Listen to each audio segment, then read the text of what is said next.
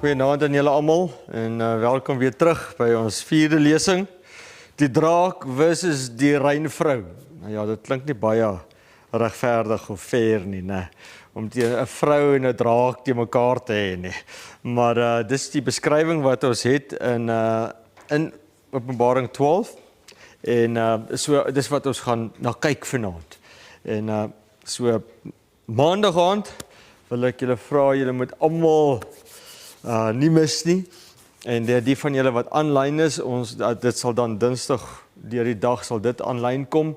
As julle wil, kan julle daai subscribe en knoppie druk, dan sal julle laat weet word sodra hy lewendig gaan. Maar ja, so as julle maandag se dan nie sal mis nie, sal goed wees. Dis 'n goeie basis weer verder, en dan die krag van die evangelie, God se volk staan op, en God verseël sy volk. Dit gaan ons volgende week dan nou hanteer. Maar voor ons begin vanaand, kom ons bid dan saam. Liewe Heer, baie dankie dat U 'n God is wat die toekoms kan ken. Ons het gisteraand gesien dat U is die enigste God op die hele aarde wat gesê het, ek is die God en ek is die enigste God en ek is die God van tyd. Ek het alles geskape, soveel so, ek gaan vir julle 'n tydperk gee, 'n tydprofesie gee van presies wanneer gaan ek kom. En daar is nie een ander God wat so iets het nie, want hulle is nie werklik God nie. En dankie dat ons aan U kan vashou, die Skepper God. U het beloof wat 2 of 3 in U naam teenwoordig is, sal U ook wees, en ek nooi U uit, kom stap saam met ons en stuur die Gees om in ons in alle waarheid te lei. In Jesus naam, amen. Goed, so, ons het die eerste aand bietjie gekyk en ons het gesien dat daar die teestander wat hom verhef bo al wat God genoem word of voorwerp van aanbidding is, sodat hy in die tempel van God sal sit en voorgee dat hy God is. So met ander woorde, ons het geleer dat hy is 'n teestander van God. Nou 'n teestander kan ook gesien word as anti-God, of die sterker vorm van teen is anti. As daar 2 leiers is teen mekaar, dan wil die een eintlik in die ander se plek wees. Dis 'n anti. En dis hoekom die konsep verder uitgebrei is, want dit is nie teen God nie, dis anti-God of anti-Christus. Dis waar die term vandaan gekom. Dis een van die kernverse wat ons maandag aand of dan aanlyn Dinsdag gaan sien. Maar hierso sien ons dat hy gaan in die tempel van God sit en voorgee dat hy God is. So hy gaan met sy Bybel onder die arm na jou toe kom. Hy gaan lyk soos hy van Jesus is. En dan vers 9 sien ons, en hy wie se koms is volgens die werking van Satan. So gaan die Satan God se koms dalk probeer namaak. Ek dink hy gaan beperk wees van wat hy mag doen, maar hy gaan maak asof hy Christus is. Met allerlei kragtige dade en tekens en wonders van die leuen. En dit is maandag gesien dat al die verskillende magte wat aan die einde van tyd by mekaar gaan kom, het ons gesien. Goed, die eerste mag is misleiding. Die basis van die verskriklike verhaal wat die Satan mekaar sit, hy is die leenaar van die begin af, en geen wonder al die misleiding en leuns hardloop in 'n piek in hier op die einde van tyd nie. En tweedens het ons gesien, maar behalwe vir die misleiding, is daar vooruit voorspel is wat se magte deur die eeue gaan hardloop, en op die einde van die dag sien ons die laaste mag voor Jesus kom, is kerk en staat wat gaan saamsmelt. En kerk en staat gaan een word. En ewe skielik gaan die staat die kerk se reëlings en reëls en dingetjies wet maak en dit polities afforceer, en so gaan en die kerk gaan weer, die staat gaan die kerk help en die kerk gaan die staat help. Ons gaan sien hierdie tweeetjies gaan by mekaar kom. En op die einde van die dag, dis die finale mag wat onder Satan is. Maar ons het gesien hierdie verhaal is die laaste mag, is churchcraft, statecraft, daai klei en die yster wat dan so gaan saamwerk. En dan het ons gesien Jesus, die Messias. Die Messias het die dood oorwin, en ons weet, ons het gister Hemelvaartsdag gehad, hy is waar. Hy is in die hemel. En hy is die finale mag van hierdie aarde, want hy het gesê, ek gaan kom, daai klip gaan loskom, en ek gaan hierdie aardse stelsel vergruis, heeltemal tot niet maak, en sonder toedoen van menshande. So God gaan nie ons gebruik, hy gaan dit self doen. Hy en sy engele. En hy gaan oorneem, nuwe hemel en 'n nuwe Jerusalem en 'n nuwe aarde gaan geskape word. Nou ek sien nogal uit daarna, né, om te sien hoe God 'n nuwe aarde skape. Want Adam en Eva het nie gesien hoe word dit geskape nie. Hulle is dit, dis Adam daar en kyk jy al die diere, waar kom julle vandaan? Toe moes hy hoor by die Here, maar hy het dit nou in 6 dae gemaak. Maar wat gaan gebeur op die einde, nuwe hemel, nuwe aarde, ons gaan sien hoe God doen die werk. Ek dink dit gaan net heeltemal amazing wees. Het jy al ooit gewonder oor dit? En gedink aan Adam en Eva moes in geloof glo dat God geskaap het. Maar hulle het seker nie getwyfel nie, ek weet nie. Geen idee nie, ek dink nie twyfel nie, verkies. Hulle was perfek, hulle het nie getwyfel nie, maar hulle moes ook glo.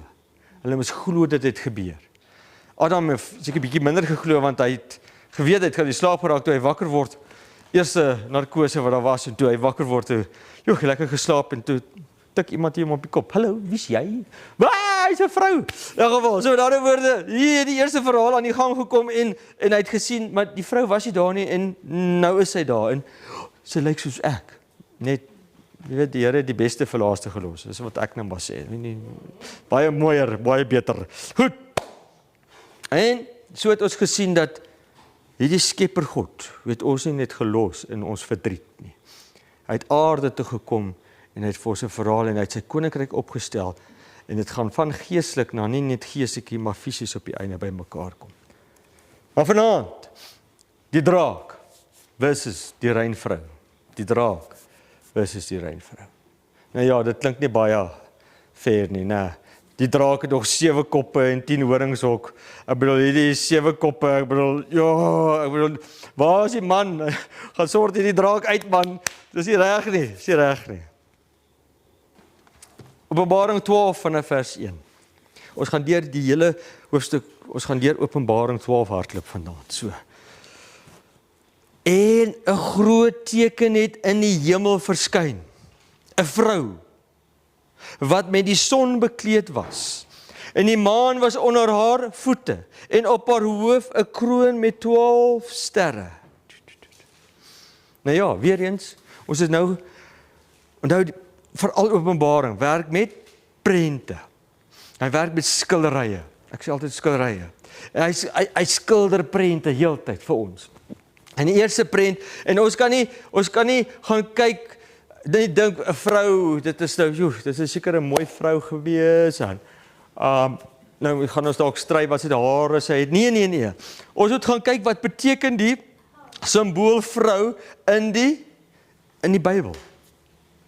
So nou gaan ons, onthou nou, 404 verse in Openbaring, 278 daarvan is van waar? Van die res van die Bybel. So met ander woorde, kom ons gaan die res van die Bybel, kom ons gaan na 2 Korintiërs 11 vers 2. Want ek is jaloers oor julle met 'n goddelike jaloersheid. Want ek het julle aan een man verbind om julle 'n reine maagd aan Christus voor te stel. So met ander woorde, wat is die maagd? Wat is daai rein vrou? Dis die kerk. Dis die mense van God, dis Jesus se kinders word voorgestel as 'n maagd of 'n rein vrou. Nou ja, wie is die bruid? Wie is die vrou? Die bruidegom is Jesus. So met ander woorde, Jesus is nou daar, hy is die man en ons is die vrou. Nou ek is 'n bietjie jaloers op die vrouens, julle het meer 'n idee hoe voel dit om 'n man te hê, maar nou die punt is, hier is die situasie nou so dat dit is die kerk is die vrou en Jesus is die man en daar gaan 'n troue gebeur. Jesus het baie gelykenisse van dit en dis met die wederkoms, na die wederkoms, net na dit. Want ek is jaloers oor julle met 'n goddelike jaloersheid. Man, ek weet daar's verkeerde jaloers, mans kan te erg wees ook. Maar as 'n man niks jaloers is nie, dan moet dit die vrou tog bietjie pla. Ja, dis nou maar my opinie. Jy moet so 'n bietjie jaloers wees. Ek is so 'n bietjie, as hy te veel vir my vrou kyk aan, gaan sê ek vir hom dis nou genoeg, hoor? Dis nou klaar. Dis nou klaar. Nou ek het dit nou al 'n paar keer gedoen en dan kyk hy man my net so en dan hardloop hy. Maar die punt is daar moet bietjie perke wees. Daar moet so bietjie dit hoef nie hy sê kan kuier by mense goed. Ek het nie 'n probleem nie, maar daar's limits vir alles in die lewe, né? Maar goed.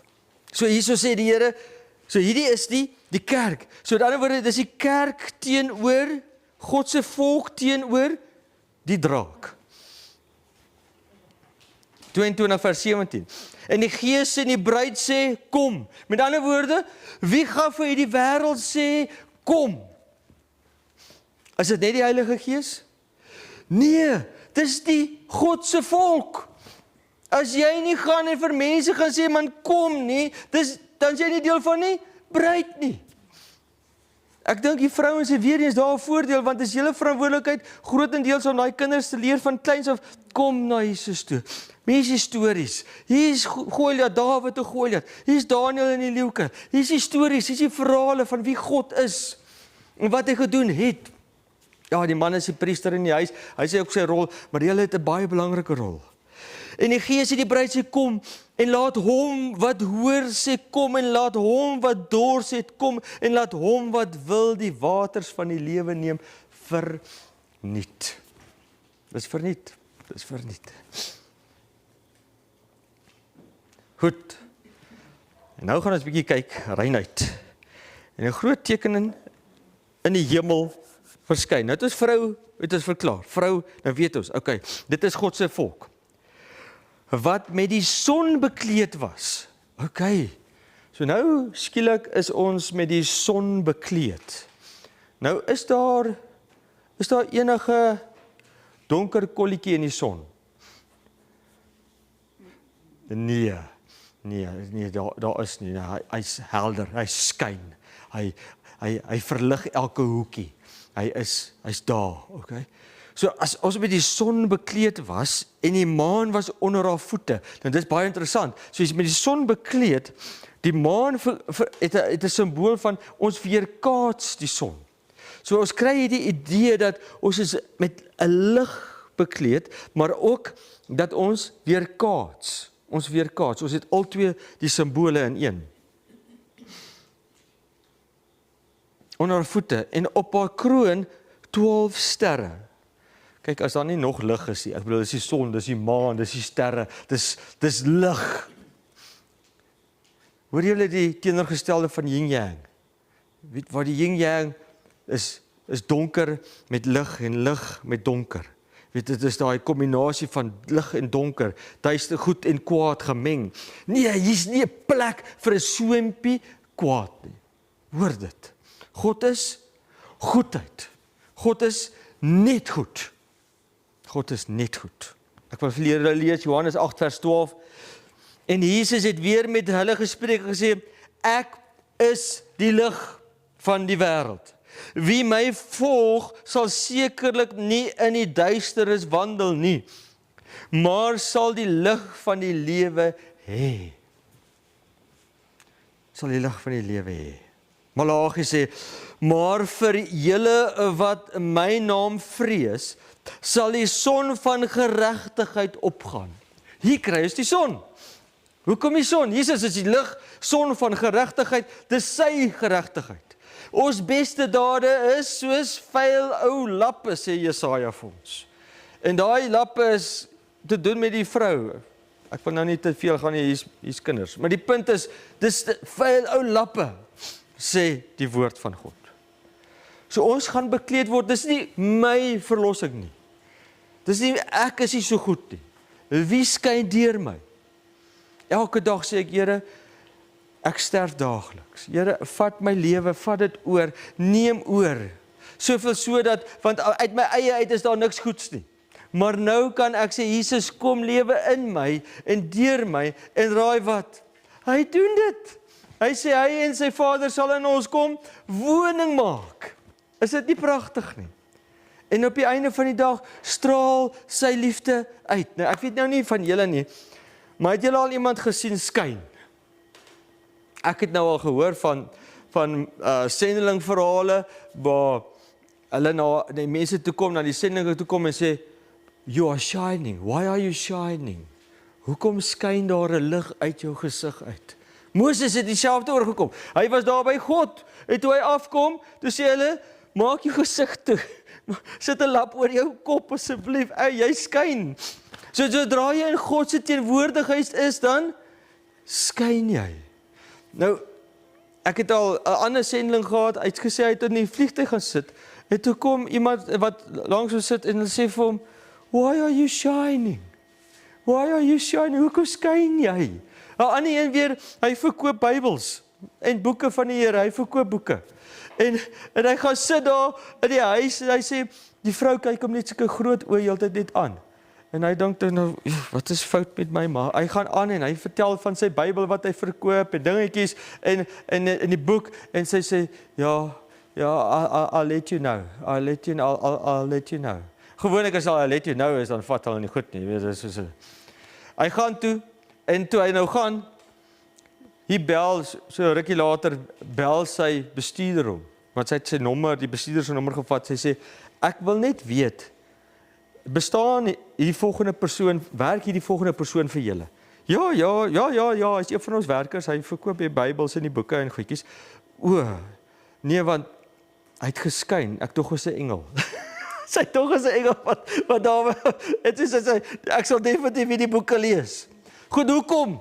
Want wanneer jy in God se teenwoordigheid leef, dan begin jy daai liefde uit te straal. Die naaste wat ek aan het behalwe vir een persoon, maar die ander naaste wat ek gehad het, is wanneer toe ek my vrou gesien het.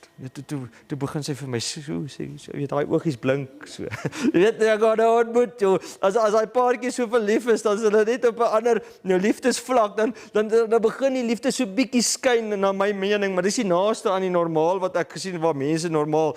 Maar waar kom dit vandaan? As die liefde begin skyn, as die geregtigheid begin skyn van vreugde, en van sê, ek stap 'n pad saam met die Here, jy weet nie jy skyn nie, maar wanneer God in jou begin leef,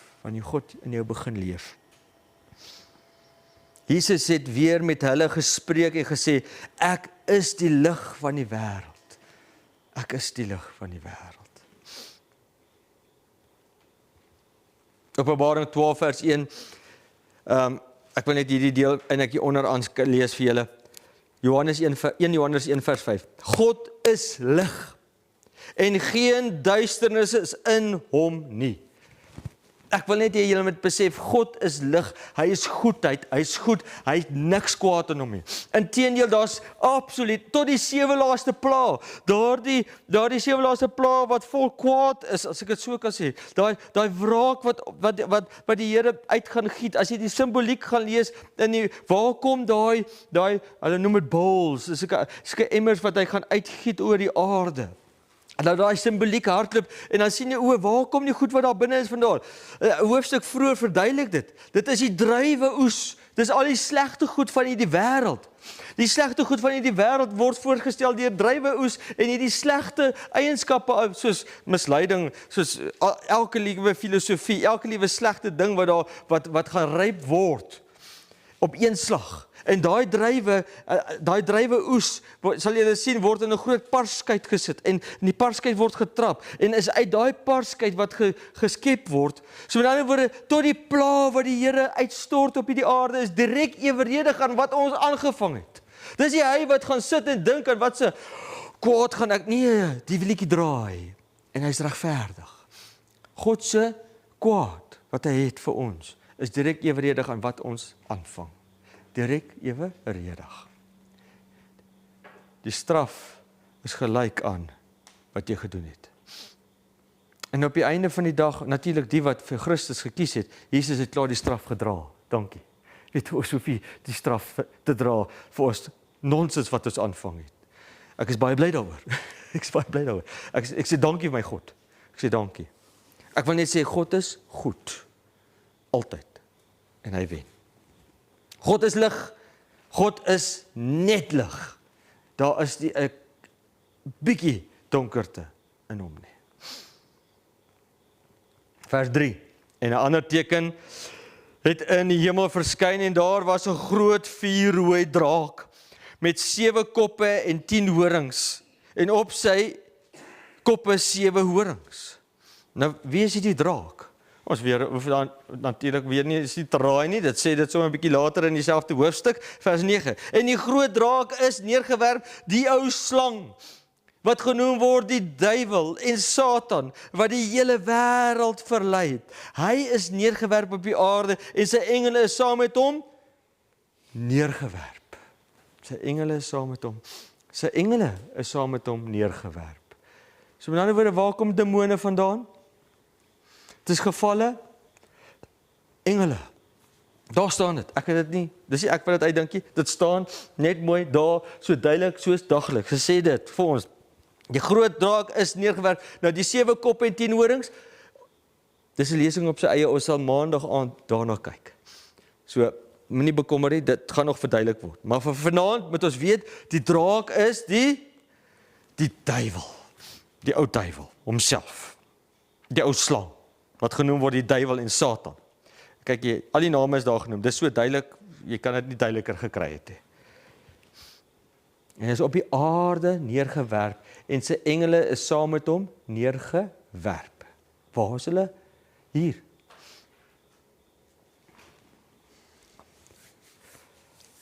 Maar die ou slang was listiger as die vrou, as al die diere, was al die diere van die veld, wat die Here God gemaak het. En hy sê vir die vrou, is dit ook so dat God gesê het, julle mag nie eet van al die bome van die tuin nie? Wat doen hy eerste? Ek het net hierdie ingesit vir een rede. Wat doen die ou slang altyd eerste? Hy saai twyfel. Dis wat hy doen. Hy saai eers twyfel, laat jy wonder. Nou, wat het die Here nou weer gesê? Ja. En dan kom die misleiding, dan kom die versoeking. Bah! So eers is die twyfel en dan nie, volgende is die versoeking. Die ou duiwel, hy doen dit. So baie keer doen ons dit ook. Jy gooi eers 'n twyfeltjie in. Weet, as jy iets wil hê, dink jy nie hierdie kar is al kapot nie, ja? Dink jy nie is tyd vir 'n nuwe een? Weet maar, jy verkoop goedjies so. Jy doen. Dis nie altyd net verkeerd wat ek probeer sê nie, maar wat doen twyfel? Twyfel, laat jy twyfel in baie keer in 'n waarheid. En dis wat die duiwel doen. Hy wil ons laat twyfel in die woord van God. So wanneer jy enigsins ooit in die gedagte is en jy lees die Bybel en jy lees en er kom 'n twyfel oor 'n vers of 'n belofte, moet jy weet dit kom net van een af. En dis nie van God af nie. Dis nie die duiwel in homself wat jou probeer oortuig van wat. Is dit regtig so? Twyfel.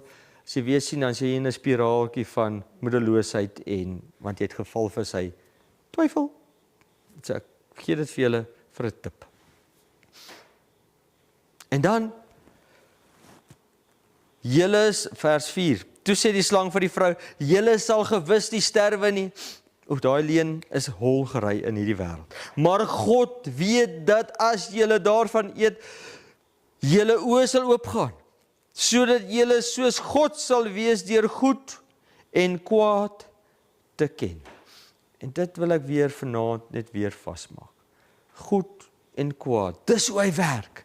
Hy werk altyd met, as hy ietsie bring vir jou, 'n versoeking bring, lyk dit altyd so goed, met klik, so 'n bietjie kwaad in. Of partykeer hardop by sommer met die hele kwaad volstoom, en dan sê hy, maar dis vir 'n goeie rede.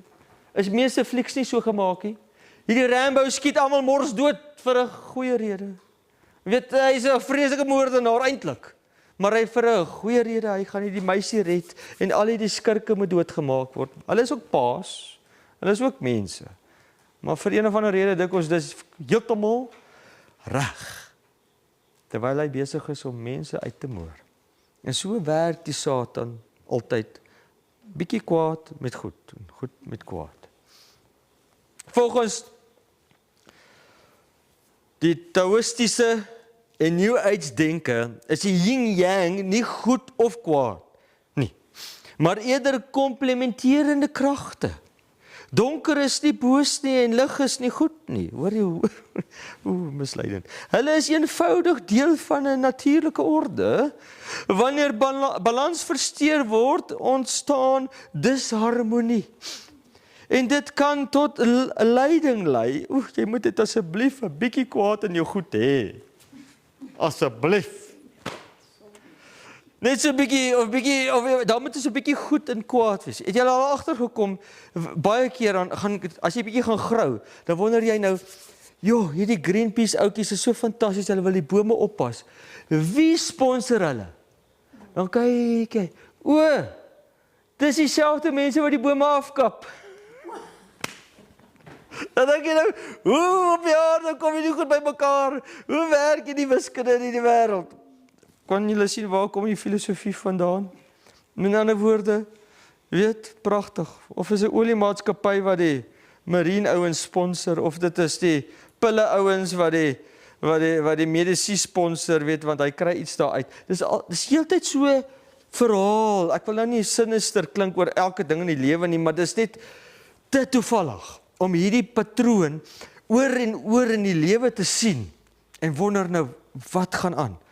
Want daar is hierdie New Age harmonie wat ons wil skep in die wêreld.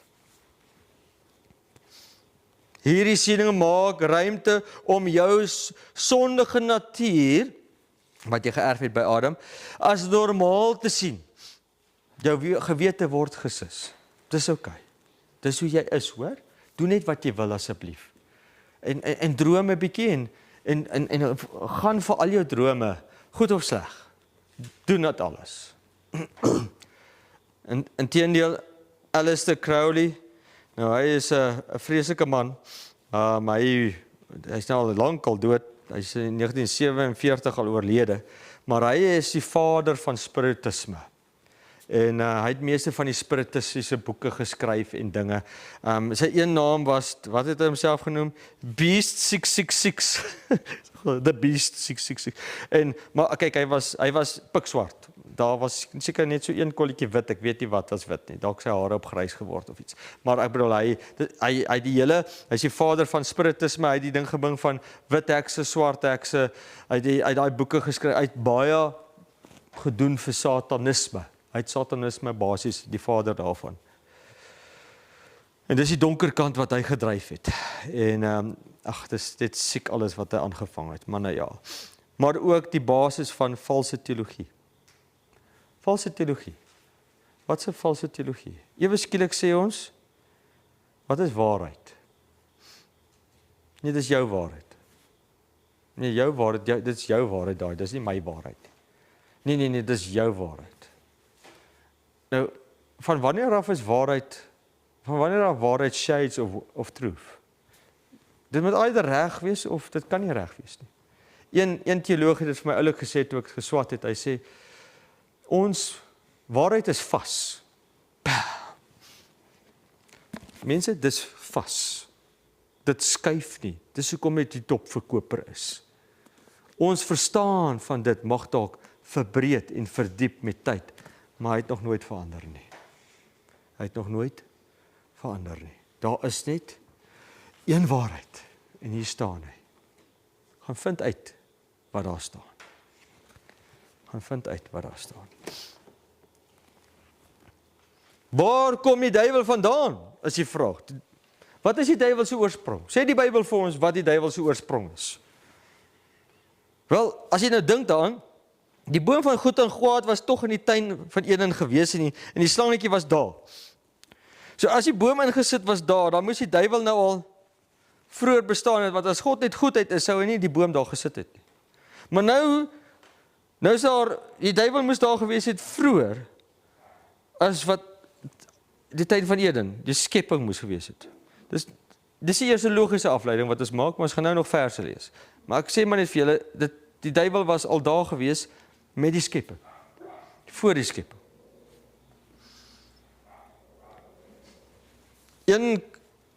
Kolossense 1 vers 16. Want in hom is alle dinge geskape, wat in die hemel en op die aarde is, wat sienlik en onsienlik is. Kan jy Satan sien? Tog nie. Maar hy kan homself laat verander dat hy hom sien. En engele en demone kan dit doen. Jy kan hulle sien of nie sien nie. Hulle is nie vlees en bloed nie. Ons verstaan hulle van lig gemaak. Hoe dit werk, weet ek nou nie.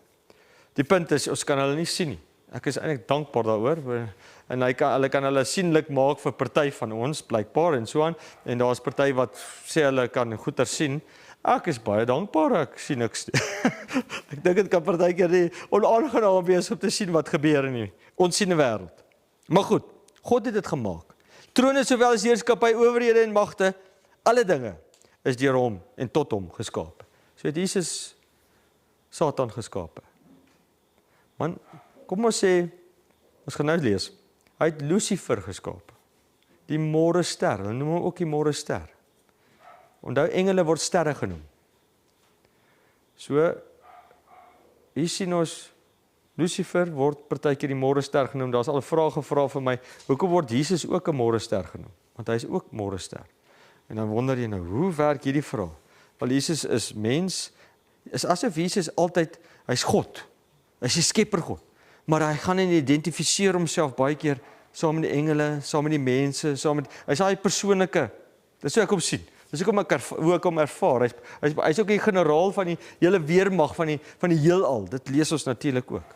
So met ander woorde, jy sien hom in baie aspekte. So Jesus is 'n, hoe kan ek dit anders stel as 'n hands-on God? hy's daar.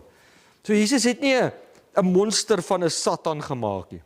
Hy het 'n fantastiese mooi, ons gaan nou lees. Hy het 'n fantastiese skepsel gedoen. En hy wat Satan is, self het sonde begin doen uit hom eie uit. OK, kom ons lees. Esegiel 28 vers 13. Jy was in Eden, die tuin van God. Allerhande edelgesteentes was jou bedekking. Karnieul, topaas, jaspis, chrysoliet, onyx, sardonyx, safier, karbonkel, dis nou nie daai knop nie, hoor, dis nou 'n mooi dingetjie. Smarag, en van goud was die werk van jou kassies. Ons praat nou die Satan, ons praat nou van die Satan, dis nou sy beskrywing verder. En groewe aan jou op die dag toe jy geskape is hulle berei. OK, was hy pragtig? Hy was mooi. Man, hy het geblink. Hy het daar 'n klere gehad en goud en versiersels en goedjies en hou die Here van mooi goed. Ek dink so, man. Ek bedoel, in die hemel is 'n strate van goud.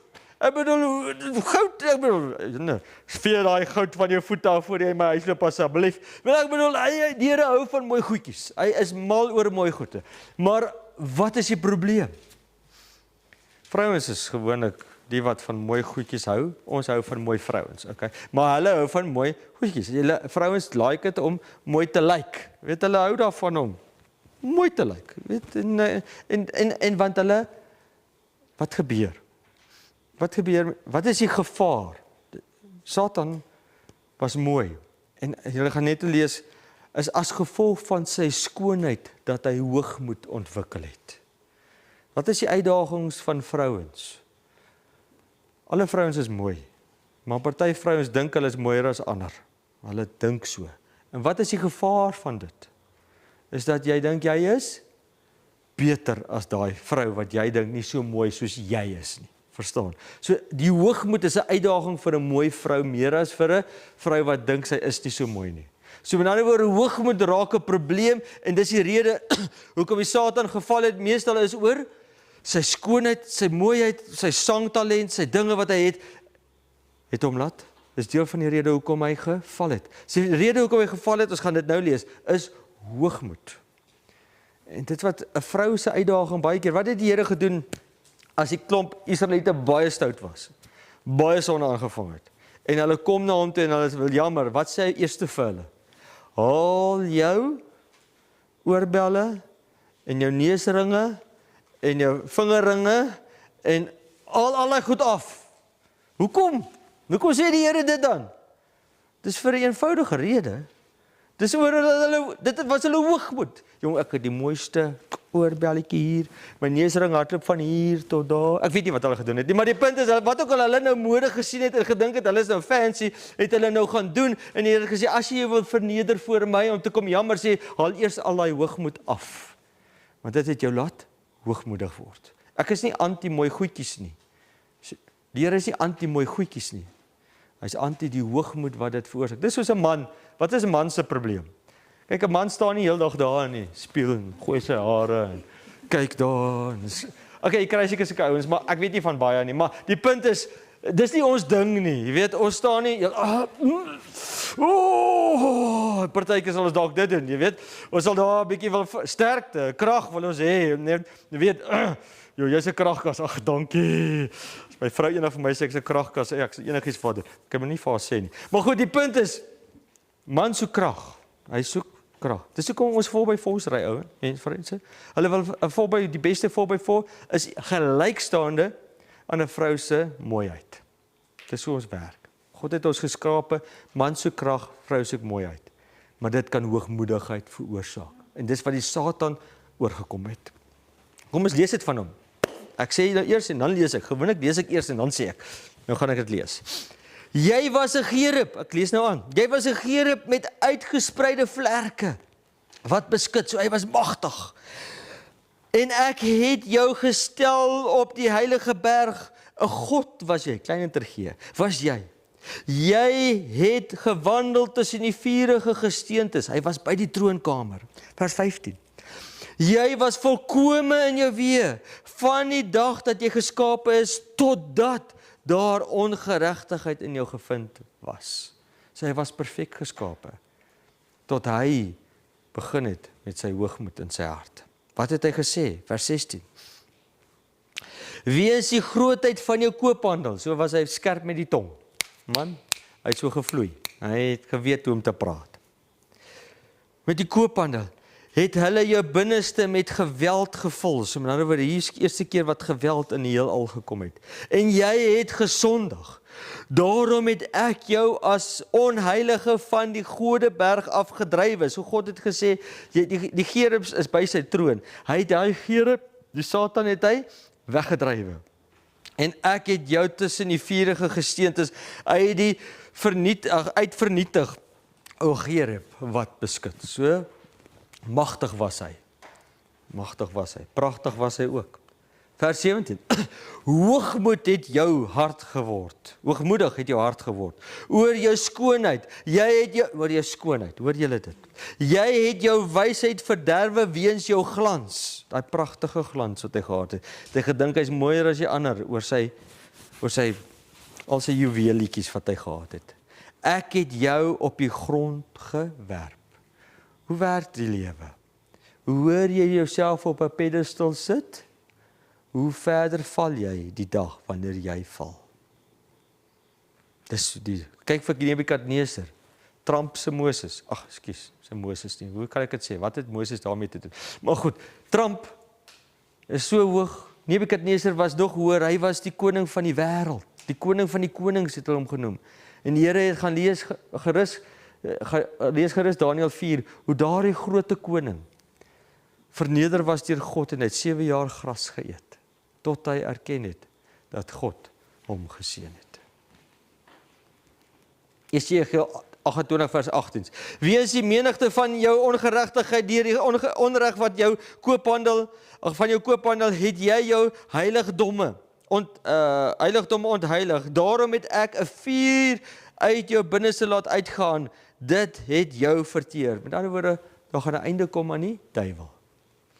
Daar gaan 'n einde kom aan die duiwel. Die Here gaan dit net so lank verduur. Vers 19. Al jou bekendes onder jou volke is ontsteld oor jou. Jy het 'n verskrikking geword en sal daar nie meer wees tot in ewigheid nie. Die aand as ons die 1000 jaar gaan hanteer, gaan ons hierdie meer in diepte vat. Satan was geskep, maar ongeregtigheid het in hom ontwikkel. Sonde het by hom ontstaan. God is nie die skepper van sonde nie. Geweld het by hom begin. Koophandel het by hom begin. Hoogmoed het hom, want hy wou homself gelykstel aan God. Luister wat sê Jesaja oor hom. Hoe het jy uit die hemel geval? Nou val hy uit die hemel. O môrester, seun van die dageraad, hoe lê jy teen die aarde neergeslaan, oorweldiger van die nasies? Nou wanneer dit gebeur, ons gaan sien. En jy het in jou hart gesê, ek wil opklim in die hemel, my troon verhef bo die sterre van God en sit op die berge van die samekoms van die uithoeke van die noorde. Ek wil klim bo die hoogstes van die wolke en my gelykstel met die allerhoogste. Wat wou hy doen? Hy wou God word. Wat leer die New Age? Hulle leer jy word God. Dis presies dieselfde. Dis dieselfde godsdiens. Dis satanies van aard. Met ander woorde, waar kom dit vandaan dat ek kan God word? Ek wil myself gelykstel met die allerhoogste. Dit is Satan se gedrewe ideale. En dis as gevolg van daai hoogmoed dat hy sal val. Johannes 8 vers 44, julle het die duiwel as vader en die begeertes van julle vader wil julle doen. Hy was 'n mensemoordenaar van die begin af en staan nie in die waarheid nie, omdat julle daar in hom geen waarheid is nie. Hy is die vader van die leuns. Ek wil julle net een ding sê. Die einddoel van Satan, die yin-yang, is daai swart gaan oorneem en jy gaan dooi. Daar is nie 'n kwessie van wit en swart nie, daai swart gaan 'n swart kolletjie word. Kaching! Die wit gaan weg en jy gaan hy is 'n mensemoordenaar van die begin af. In die begin lyk dit so pragtig wit. Kyk vir die swart kolletjies, want hulle neem oor. Hoe ver sal Satan gaan om ons te mislei? 2 Korintiërs 11 vers 14. Geen wonder nie, want die Satan self verander hom in 'n engel van die lig. Met ander woorde, hier kom hy skielik ingestap en sy gesiggie straal. Hallo julle, hoe gaan dit met julle? Wat sê die Here, wat ons dan doen wanneer die Satan self hier aan kan kom? En hy lyk asof hy 'n engel is wat straal, want dis wat daar staan. Ek het dit nie uitgedink nie. Dit staan in die Bybel. 2 Korintiërs 11 vers 14 en 15. Wat sê dit? Dit is niks besonder wanneer sy dienaars hulle ook voordoen as dienaars van die geregtigheid nie, maar hulle einde sal wees volgens hulle werke. So ons moet altyd, elke ding, al kom 'n engel van die hemel, wat lyk soos hy, want ons weet nie, as die Satan in instap of 'n engel hier instap, ek gaan nie weet of hy die duiwel sin is of Jesus sin is nie. Ek weet nie, hy stap nie met 'n bordjie hier aan nie. En ek weet ook nie hoe lyk hulle sleutels hemel toe nie, as hulle sleutels het, ek weet nie werk hulle nie. Maar die punt is, hoe kan ek enigstens kan oordeel of dit van God of van die Satan af is? Hier is net een manier. Die Here het gesê ons moet alles opweeg teenoor wat hy gesê het. Want die is die waarheid. Hierdie is die waarheid.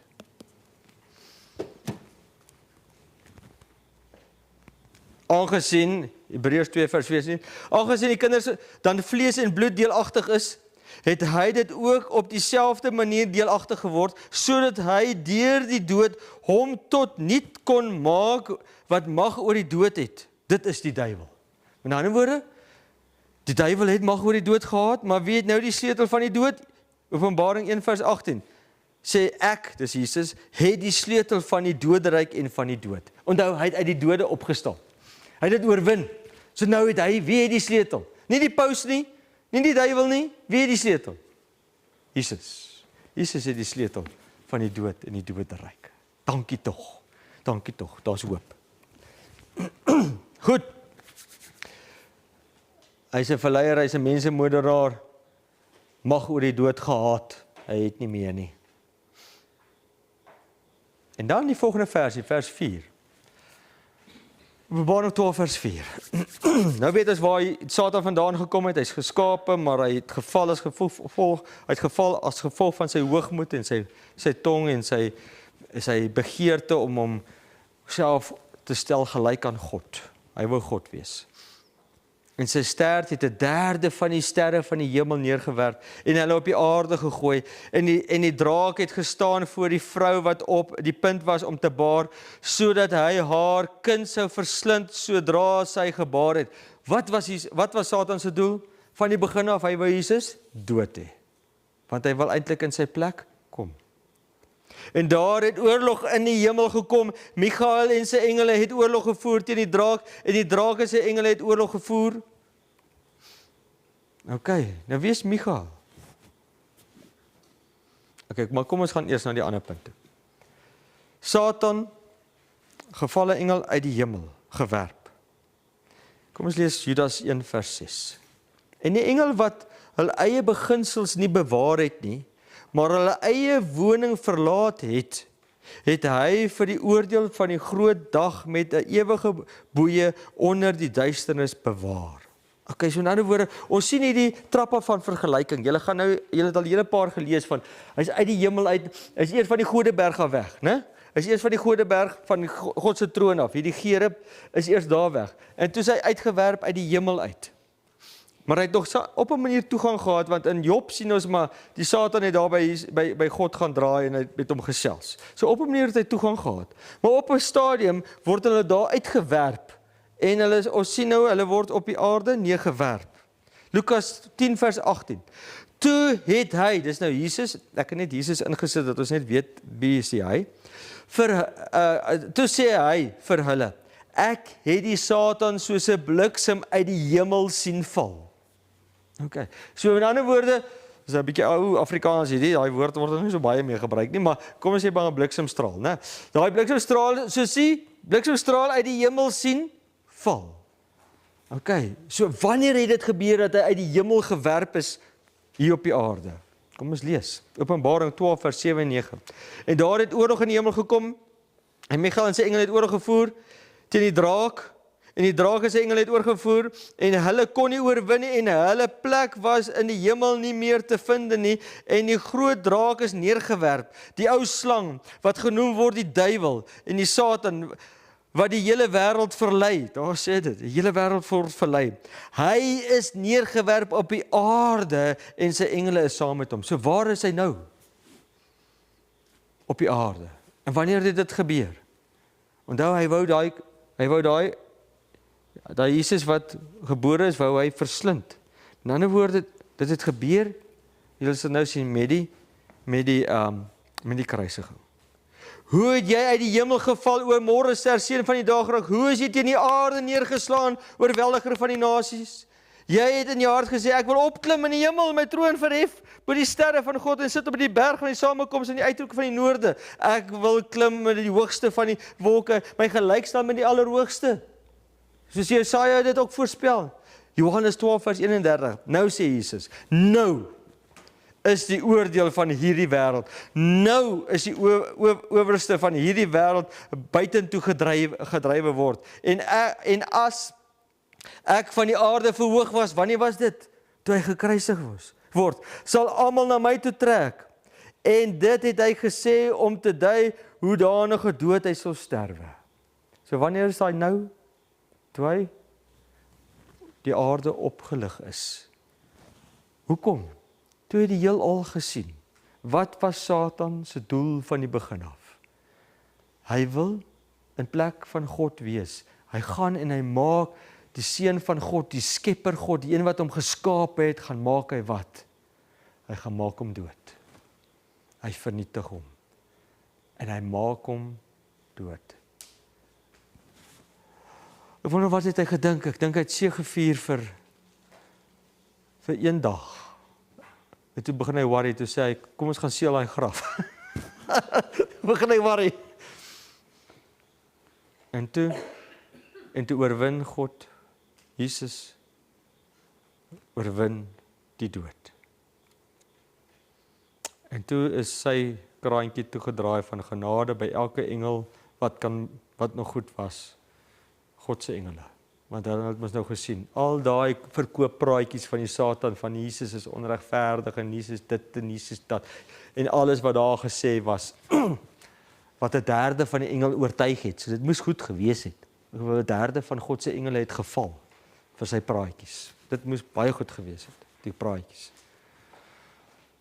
En is neergewerp op hierdie aarde. En daar het Satan, hy's 'n oorwinne knaap. Hy sal oorwin. Ons moet kies. Of ons kan onsself God maak op hierdie aarde en glo jy word goed. Of jy kan Jesus kies. En jy het 'n ewigheid saam met hom. Hy het klaar gewen. Hy het klaar gewen. Nou is die oordeel van hierdie wêreld. Nou. Oorste van hierdie wêreld is Satan. Dit sien ons in Johannes 14 vers 30 en Johannes 16 vers 11, 2 Korintiërs 4 vers 4, Efesiërs 2 vers 2. So, julle kan dit daar gaan lees. Net dat julle net besef, die owerste van die wêreld is die Satan. By die kruis is die Satan uit die hemel gedryf. Toe Jesus van die aarde verhoog is op die kruis, trek hy almal weg van Satan af na hom toe. Na hom toe. Ek hou daarvan hoe dit hier geskryf is. Die skrywer het nogal mooi gestel. Sataniese magte het met bose mense aangesnoer om die volk te laat glo dat Christus die hoof van die sondaars was en hom die voorwerp van veragting te maak. Diegene wat met Christus gespot het terwyl hy aan die kruis gehang het, was deurdrenk met die gees van die eerste groot rebel. Hy het met hulle vuil en veragtelike woorde besiel. Hy het hulle met bespottings besiel, maar dit alles het hom niks gebaat nie. Want Jesus het nog steeds gewen. Verstaan julle? Goedheid wen altyd. Lig wen altyd. Wat is duisternis? It's the absence of light. Né? Sou daar een sonde in Christus gevind kon word, sou hy in net een opsig aan Satan toegegee het om die verskriklike marteling vry te spring, dan sou die vyand van God en die mens geseëvier het. Christus het sy hoof gebuig en gesterf, maar hy het aan sy geloof en sy onderwerping aan God vasgehou. Openbaring 12 vers 10, toe hoor ek 'n groot stem in die hemel sê, nou het die heil en die krag en die koningskap die eiendom van ons God geword en die mag van sy Christus, want die aanklaer van ons broeders is neergewerp, hy wat hulle aankla voor God dag en nag. Satan het besef dat hy ontmasker is. Sy administrasie is voor die engele en voor die hemelse heelal blootgelê. Hy het homself as 'n moordenaar geopenbaar.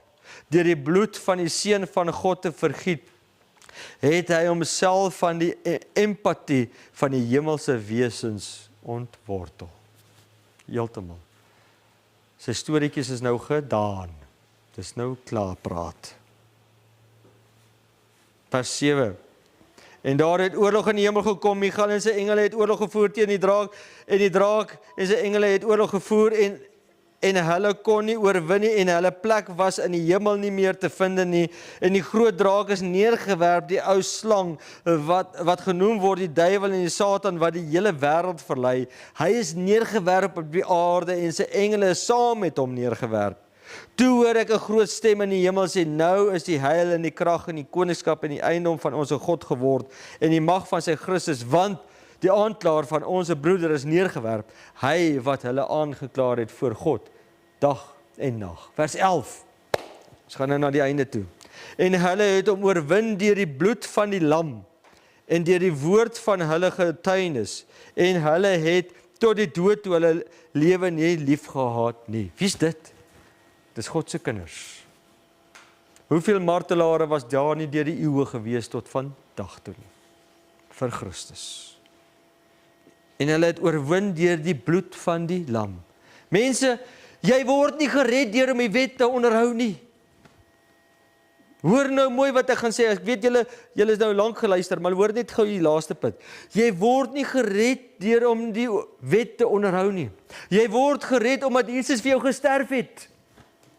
En omdat jy gesterf het, en wat het jy gedoen? Jy het gegaan na Jesus toe gesê, ek is jammer, ek het gesteel, vergewe my asseblief. Dis bekering, dis vergifnis vra. Wat beteken bekering? Ek het soontoe geloop, ek het my vrou geslaan, en ek het besef ek maak droog, en ek het vir haar gesê, ek is jammer, en ek het omgedraai, en ek het dit nie weer gedoen nie. Bekering beteken nie, ek is jammer my vrou, hier is vir jou blommetjie, en vanaand sal ek alweer nie. Dis nie bekering nie. Bekering is, ek stop met my nonsens. En ek sê vir Jesus, ek's jammer. Vergewe my asseblief.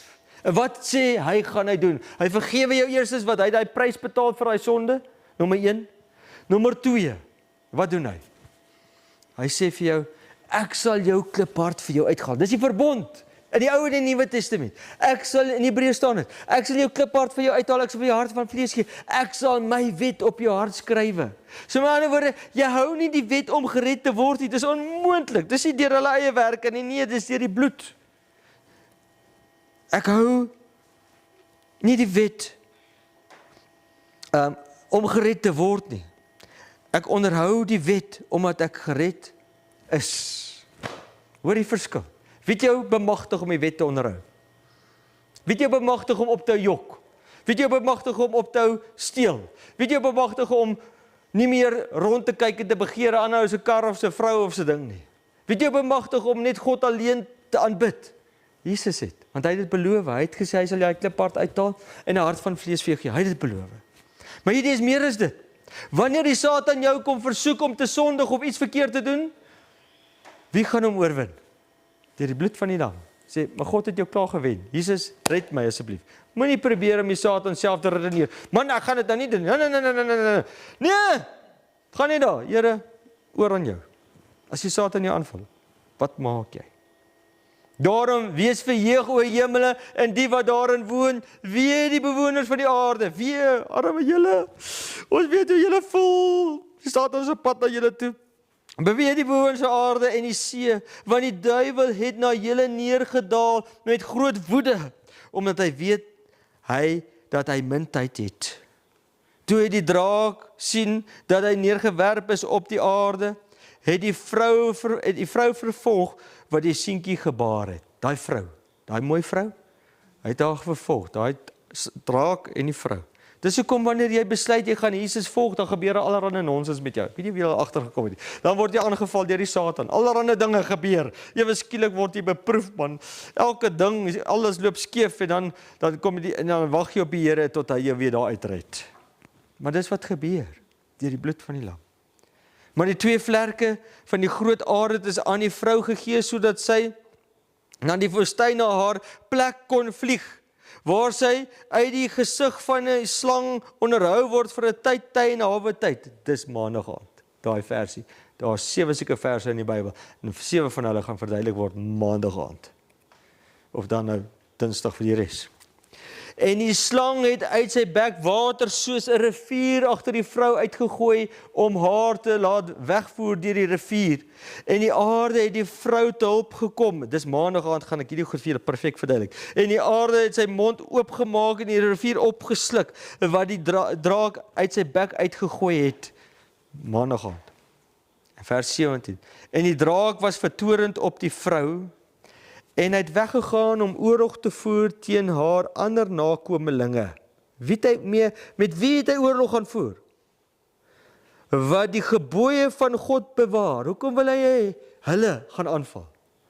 Want hulle, wat die gebooie van God bewaar, is die wat bekeer is. Want as jy bekeer is, gaan Jesus wat doen? Jou kliphart uithaal en daai gebooie van liefde op jou hart skrywe.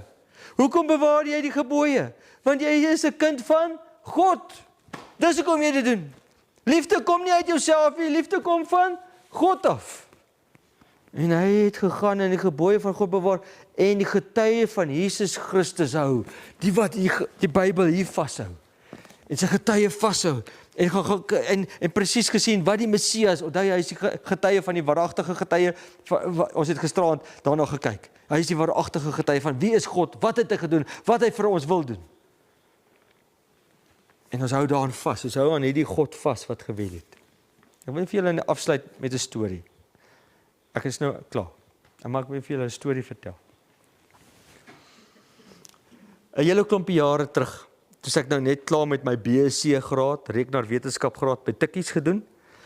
En ek gaan werk vir OUTsurance. En OUTsurance is nou, dit was my tweede werk eintlik. En ek was nou 'n programmeerder.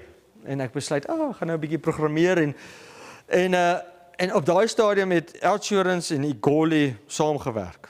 Hulle het nou Egoli gesponsor en ons het nou gegaan en ons het ek moes 'n app skryf wat basies dan waar Igoli uitgaan, dan is daar Outsurance met sy stalletjie daar, en dan kon jy nou kwotasie kry, en weet, versekering kry, en al daai klas van goedjies, so ek het daai tyd geprogrammeer. So ek moes nou saamgaan waar Igoli was, en al die mannetjies wat nou dink hulle is fancy, en so aan, en ek het toe nou saam gegaan, en ek moes toe nou Kaap toe gaan, en ons is daar vir 'n hele week se show wat Igoli nou het daar in die Kaap. En so gebeur dit dat ek in 'n gastehuis bly. En ek is daar, en ek raak vriende met die eienaar van die so groterige gastehuis, en sy maak die kos, en ek het 'n geneigtheid om met kokke vriende te raak. In elk geval, en so het ek toe nou vriende geraak met die kok, en hier by dag 3, was Woensdag, toe kom sy na my toe, sy sê vir my, Jaco, is jy 'n Christen? Ek sê, ja. Sy sê, is jy bang vir spooke?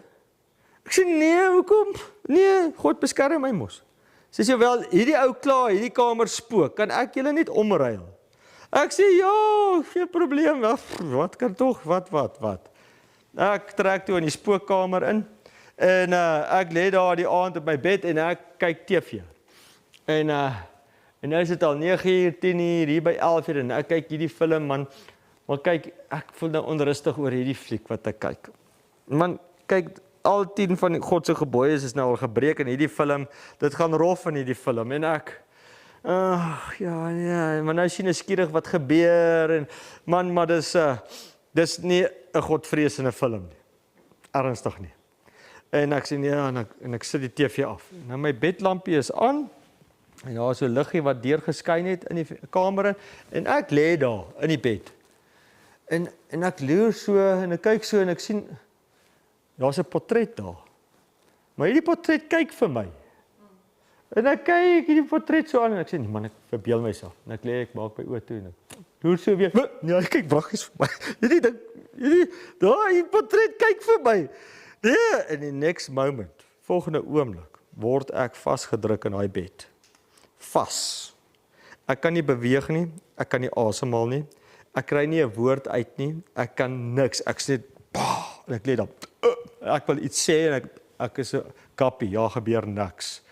En ek wil net sê, in die naam van die Here, gaan weg, red my Jesus asseblief, doen iets, en maar ek kry niks uit my mond uit nie, en ek lê daar vasgedruk deur, ek kan niks beweeg deur hierdie ding, wat vir my geloer het, en ek, in my kop, sê ek net, Here, red my asseblief. En ek sê dit in my kop, maar my mond kan dit nie sê nie. Volgende oomblik, weg is die ding. Dankie Jesus, ek spring op, ek gaan sit die groot lig aan, en ek kyk daai portret. Ja, hy is nie meer daar nie, dankie tog, hy is nie meer daar nie. En ek gaan lê daar op my bed, en ek sê, okay, jammer, ek het die vreeslike fliek gekyk, ek weet nie, dis seker maar die fliek of die kamer, ek weet nie wat het hierdie ding besiel om hier te wees, maar hy was hier. En ek sê, ek is jammer, Jesus, en ek draai om, ek sit my liggies af, ek het eers gedink, ek gaan my lig aanslaap, maar toe sê ek, nee, wag, Jesus het my mos nou gered, en ek gaan sit alles af, en ek draai, en ek slaap. Ek wil net vir julle sê, God is sterker, as enige fabel van 'n bose gees. Die kamer was gespook, hy's nie meer gespook nie, want hoekom? Die Here het gekom. En ek het hom net gevra, Here, red my. Ek het nie die ding verder geëntertain nie, moenie die bose gaan entertain nie, moenie goeters gaan doen wat jy nie moet nie, moenie die glasie goedjies speel nie, moenie die kaarte koop wat magic in het nie, moenie hierdie dinge, moenie gaan peter waar jy nie moet peter nie. Ek het nog een storie. Kan ek nog een storie vertel? Ek het 'n vriend, 'n goeie vriend gehad. Ek en hy het saam geswat. Hy was ook 'n goeie Christen, groot gemaak. En ek en hy het begin games speel. Computer games. En eers was dit net skiet mekaar dood. En ons lê lekker en ons skiet mekaar dat die wit waks so staan.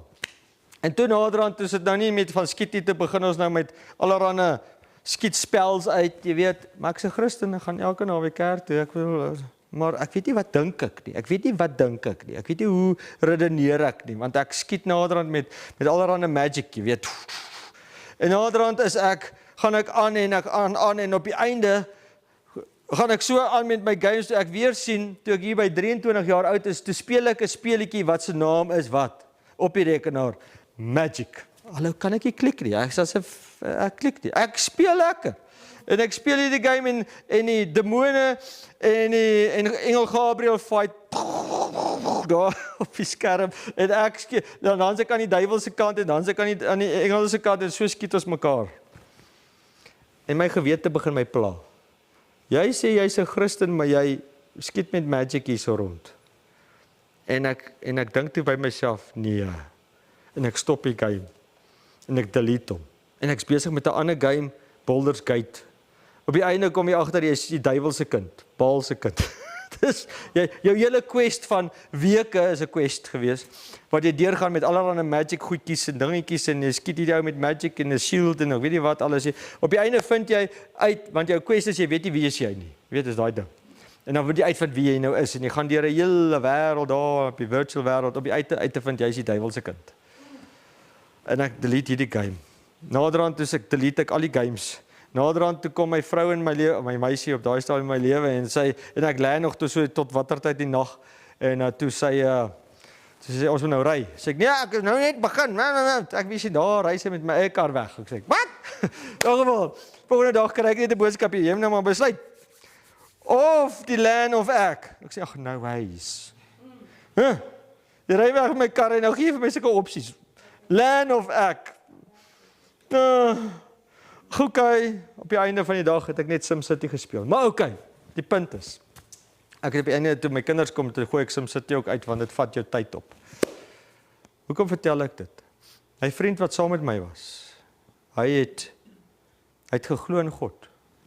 Maar hy het eendag vir my gesê, Jaco, God is goed met 'n bietjie kwaad in. Het hy vir my gesê. En hy was 'n dominee se kind. En ek sê vir hom, nee, dit is nie so nie, God is net goed. Hy sê, nee man, God is wie. En hy het in hierdie games verder, en naderhand het hy al Tolkien se boeke daar gehad, uit alles pragtig geversier, en vandag speel hy vir hoeveel jare, hy is 'n jaar ouer as ek, geniale seun. En hy speel daai World of Warcraft nog aan die pad. Hy glo nie meer in God nie, hy is 'n agnostikus. Dis die duiwel se speelgrond daai.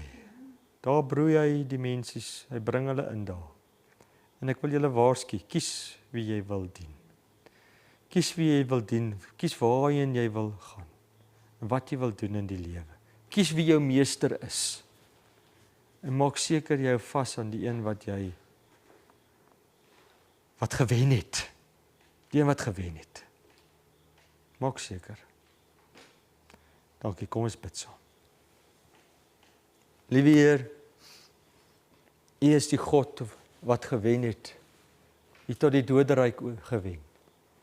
U het die Satan gewen deur nederigheid en lankmoedigheid en liefde vir ons. Ons is dankbaar daarvoor, my God. Ons wil graag daardie lig skyn. Ons wil graag dit weerkaats.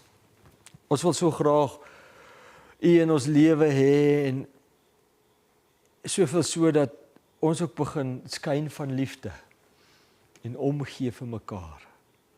Ons wil ook graag soos Moses word, waar U heeltemal ons vriend is, waarmee ons kan gesels, ons God op wie ons wag.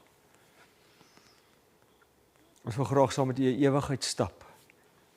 U het ons eerste lief gehad. Ons het nie eers na U toe gegaan nie. U het eers na ons toe gekom en ons sê dankie my God. Dankie dat U ons red terwyl ons droog maak. Dankie dat U ons herskaap het terwyl ons sondig. Dankie dat U ons 'n nuwe mens maak. U moenie ophou werk op ons nie, net soos U met Petrus aanhoudend gewerk het. Wil ons elke dag doodgaan ons eie ek en sê Here, hier is ons. Maar dankie dat ons aan U kan vashou. Dat U vir ons part sal veg en U ons sal beskerm van al die bose. Want U is ons God en U is magtig en kragtig. In Jesus naam, amen.